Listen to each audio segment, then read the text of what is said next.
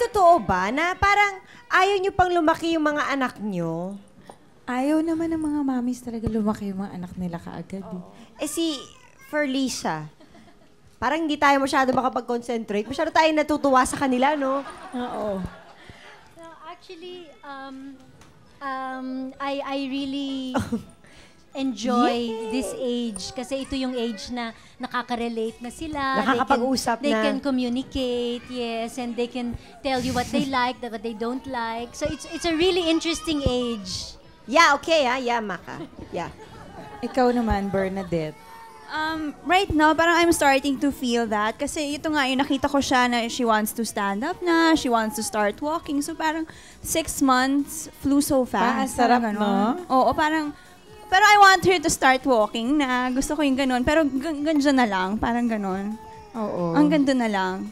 You feel that way, Lucy? Yeah, ako I'm really torn kasi a part of me wants her to stay a little child forever, if only for the fact na I know that while she's little, I can shield her from any harm. Everything. But I also know that the time will come when I will have to let her go and make her grow to be her own person. So yun. Nako, plus mommy plus baby equals sis. Siyempre tayong mga mommy, we always wonder, ano kaya 5 years from now, 10 years from now, ano na kaya ang mga anak natin? 18 years from now, ano na nga kaya ang mundong gagalawan ng mga babies na ito? Ito ang forecast ng mga experts. Kasabay ng development sa medicine, technology at iba pa, dulot din ng mga ito ang ilang problemang kakaharapin ng mga sanggol na ngayon palang pinapanganak pagtanda nila. By the year 2020, 130 million na ang mga Pilipino na mag-aagawan sa kumukonting resources ng ating bansa. Sa lupa, sa pagkain, sa mga basic services. Lalong magsisikip ang mga lungsod at ang Metro Manila ay magiging isang megacity sa laki ng populasyon. Lalong magkakaroon ng kompetisyon sa mga dekalidad na paaralan. Ngayon pa lang ay dama na magiging mahirap ang pagpapaaral dahil sa pagkalugi ng mga kumpanyang nag-o-offer ng educational plans. Sa technology naman, lalong madedevelop ang ating computers na halos magiging mahirap nang i-distinguish ang gawa ng talino ng tao at gawa ng makina. Bagay na maaaring makaapekto sa social development ng mga tao. Paano na kaya ang mga anak natin by the year 2020?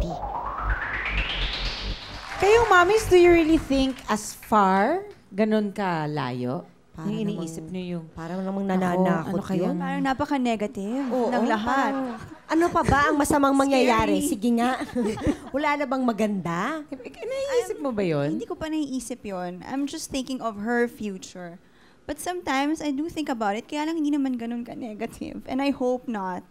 Kaya I really work hope hard na not. lang, no? Yes. Para, Because I want to give her the best. Best education, best everything. I want to give her at least a good life. ano ba ang biggest fear nyo for their future? Lisa? I think my biggest fear is that they grow apart as siblings. Ayokong mangyari yun.